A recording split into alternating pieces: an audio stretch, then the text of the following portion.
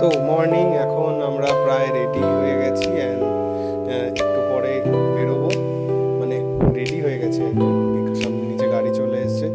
আজকে আমরা ঘুরবো হলো পুরো অমৃতসরের যা যা লোকাল আছে সেই লোকালগুলো পুরোপুরি ঘুরবো। তারপরে সকালবেলা এখানে ব্রেকফাস্ট করেছি, আর এখন বেরিয়ে পড়ছি আমরা। গাড়ি এসে গেছে, গাড়ি 1800 টাকা নিচ্ছে পুরোপুরি আমাদের এই এরিয়ার যা যা আছে একে একে দেখতে থাকবো। আমি বেরিয়ে পড়েছি, এখন যেতে হবে, গাড়ি এসে গেছে নিচে, তো আমরা বেরোবো।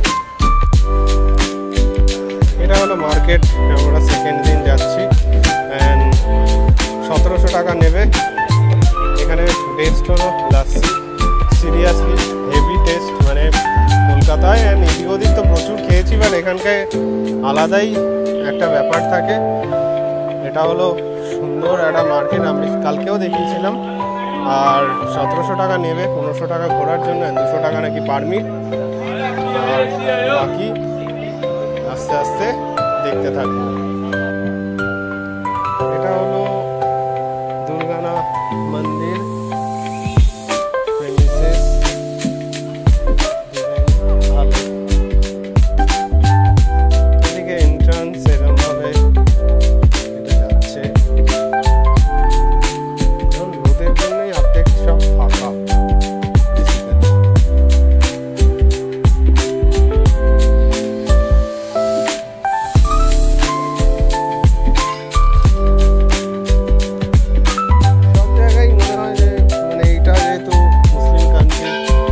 কাছে, মানে পাকিস্তানের খুবই কাছে, ডিজাইনে ডেফিনেটলি একটা টাচ তো থাকবেই।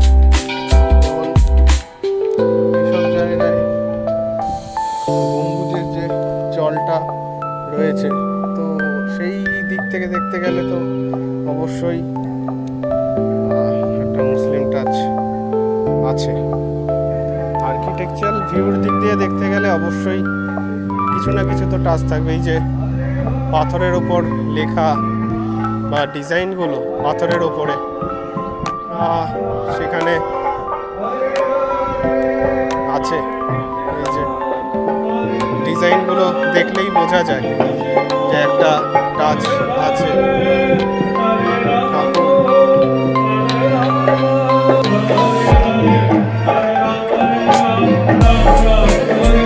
দরগা লুক,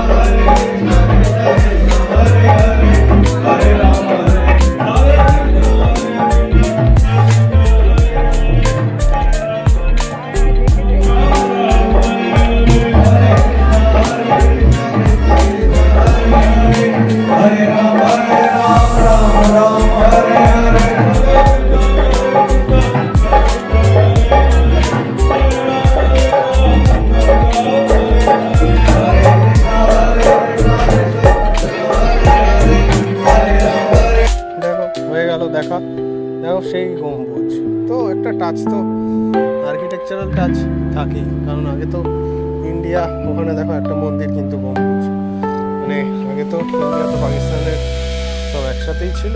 তো এই বিষয়গুলো, এই যে কাজ, এগুলো কিন্তু দরগাতেই দেখা যায়, এই যে এই জিনিসগুলো। ওকে, এটা হলো গোবিন্দঘাট ফোর্টের এন্ট্রান্স পয়েন্ট, মানে এখান দিয়ে গাড়ি আর কি ঢুকেছে। অ্যান্ড এটা হলো প্রিমিসেস পুরো, এখান থেকে আমরা টিকিট কেটেছি। এই যে টিকিট, এন্ট্রি ফি 160 টাকা করে। আমরা কোনো শোটও দেখবো না, এন্ট্রি ফি এখানে ঢুকবো। অ্যান্ড এরপরে যাব হলো মিউজিয়ামে। মিউজিয়ামের 30 টাকা ticket per head, senior citizen আর বাচ্চাদের 20 টাকা। তো আমরা সবাই যাচ্ছি, আমাদের একটা গাড়ি আসবে নিতে, অ্যান্ড গাড়ি নিয়ে আমরা, মানে ওদের গাড়ি অবশ্যই, সেখান থেকে ফোর্টে যাব। এই যে আমাদের গাড়ি এসে গেছে, অ্যান্ড যে যার সিট মতন বসে পড়তে হবে। नाम पहचान होती है गाड़ी की टिकट होता है।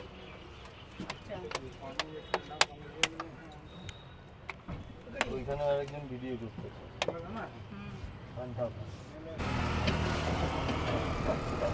এই আমরা ঢুকছি গোবিন্দগড় ফোর্ট এন্ড গেট কে পাস। সিকিউরিটি চেক হয়ে গেল, তারপরে এবার আমরা ভেতরে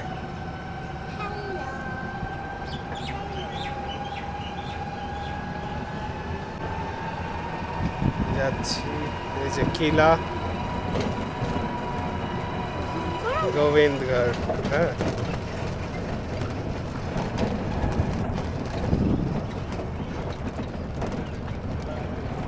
পুরো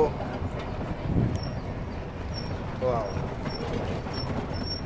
ये बैल पहले के टाइम का लगा हुआ है, महाराणा रणजीत सिंह के टाइम का लगा हुआ है। ये किला 1760 में बनाया गया था। जिन्होंने बनाया था, जैसे पंजाब में 12 मिसले थी। मिसले माने तो 12 राज्य। उन राज्यों में एक राज्य था गुज्जर सिंह भंगी, जिन्होंने किला बनाया था। जैसे जिन्होंने बनाया था उनकी आगे की नस्लें वीक होती गई, लोगों को तंग परेशान टॉर्चर करने लगी। इस वजह से महाराणा रणजीत सिंह जो लाहौर में रहते थे, उनको जब पब्लिक ने आगे बोला कि हमें ऐसे तंग परेशान करते, तो बाद में 1805 में ये किला महाराणा रणजीत सिंह ने अपने अंदर अपने कब्जे में कर लिया था। ये तो रियल तोप है जो पहले के टाइम की पड़ी हुई है। ये मोट एरिया है, पानी से भरा होता था, चारों तरफ पानी होता था। पहले के टाइम पानी होता था, पानी के अंदर मगरमच्छ वगैरह। रीजन ये था किले के अंदर कोई दाखिल ना हो सके। ये साइडों पे बंकर बने हुए, चारों तरफ बने हुए। अटैक के लिए भी होते थे, छुपने के लिए भी होते थे। और किले के चारों तरफ 25 तोपें होती थी। मान लीजिए कोई बाहर से हमला करे, बाहर ही रोक लिया जाता था, अंदर इंटर नहीं करने देते। और मेन गेट आ गया ये, जिसको हम बोल देते हैं नलवा गेट। हरि सिंह नलवा, महाराणा रणजीत सिंह के सेनापति हरि सिंह नलवा, उनके नाम पे बनाया गया नलवा गेट।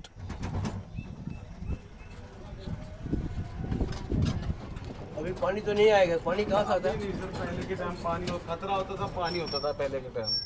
जैसे पहला पानी वाला, दूसरा सोल्जर वाला, तीसरा ये बड़े व्हीकल के लिए होता, बड़ी चीज़ों के लिए होता था। ये भी चारों तरफ ऐसे बना हुआ है जैसे नीचे के राउंड बने हुए हैं। ये सेल है, पहले की जेल बनी हुई, कैदी सेल। महाराणा रणजीत सिंह के टाइम ऐसा कुछ नहीं था, अंग्रेजों के टाइम में जेल बनाया गया था। जैसे महाराणा रणजीत सिंह ज़्यादातर लाहौर में रहते, लाहौर से आते थे, यहाँ भी रुकते थे, गोल्डन टेम्पल की सेवा भी करवाते थे। ये किला टोटल 43 एकड़ में फैला हुआ है। जो अंदर का हिस्सा है 7 एकड़ में बना हुआ है, 7 एकड़ में।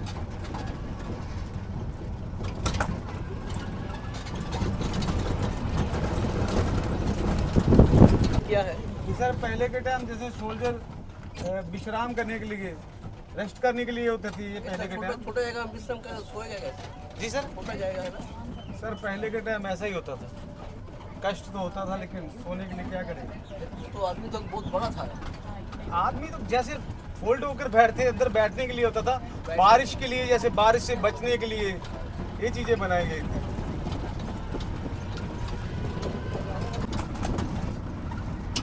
इधर क्या है? ये मेन गेट आ गया है, किलर गेट बोल देते हैं। ये इसको पेट्रोलिंग के लिए होता था। सिर्फ एक ही गेट है जो मेन गेट, वो है। ये वैसे गेट बना रखा है जैसे बाहर पेट्रोलिंग के लिए जाते थे सोल्जर। पंडित जी, यहाँ तो पानी कहाँ से आता? पानी ज़्यादा पहले के टाइम ऊपर के हिस्सों में नदियों से ले लेते थे। पहले के टाइम ज़्यादा पानी ऊपर के हिस्से में होता था, ज़्यादा जल्दी पानी सूखता नहीं था। अभी तो खैर पानी नीचे चले गए। पहले कुओं में पानी होता था, नदियों से पानी ले लेते थे। सूखा है ना ये। अभी तो सर घूमने फिरने के लिए बना दिया गया। पहले पानी इकट्ठा करके रखते थे। जैसे ज्यादातर किले पहाड़ी के ऊपर, ऊंचाई के ऊपर बने होते हैं, ये जमीन लेवल पे बना हुआ किला।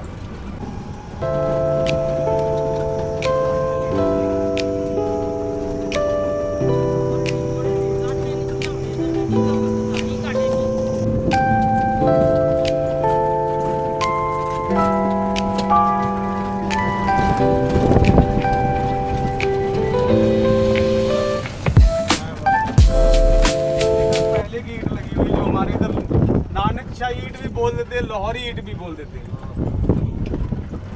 अभी तो कोई ईंट जैसा है वैसी भी है। हाँ सर, जो छोटी वाली ईंट है पहले के टाइम की लगी हुई।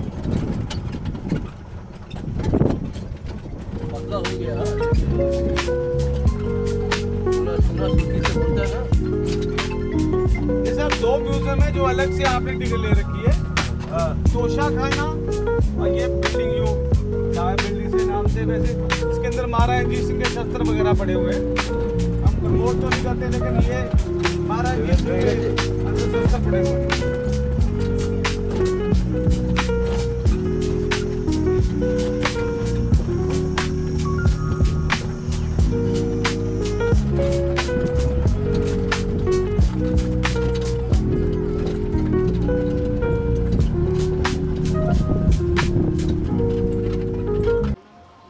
তো আমার এই জায়গাগুলো ঘোরা হয়ে গেল। এখানে ভেতরে ফটোগ্রাফি তোলা নট অ্যালাউড ছিল। আস্তে আস্তে এবার নিচে নেমে যাচ্ছি। এবার দেখি কোন গাড়ি আসে, কারণ যেই গাড়িটায় এসছি সেই গাড়িটায় আমরা ফিরতে পারবো না। যেই গাড়ি অ্যাভেলেবেল থাকবে ওতেই আমাদের যেতে হবে। এটা হলো পাগড়ি মিউজিয়াম। কত ধরনের পাগড়ি আছে এখানে দেখা যাবে। এই যে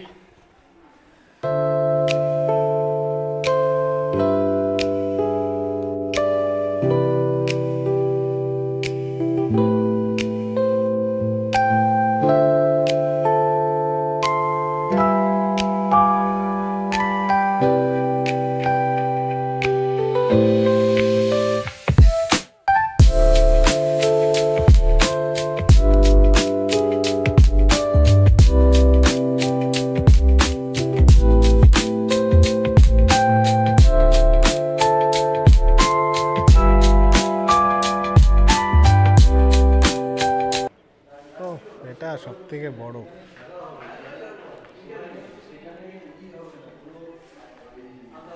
ওহো ভাই, মাথায় রাখে কি করে? ড্রয়িংটা দেখো ভাই, অ্যাগ্রেশনটা, আহা।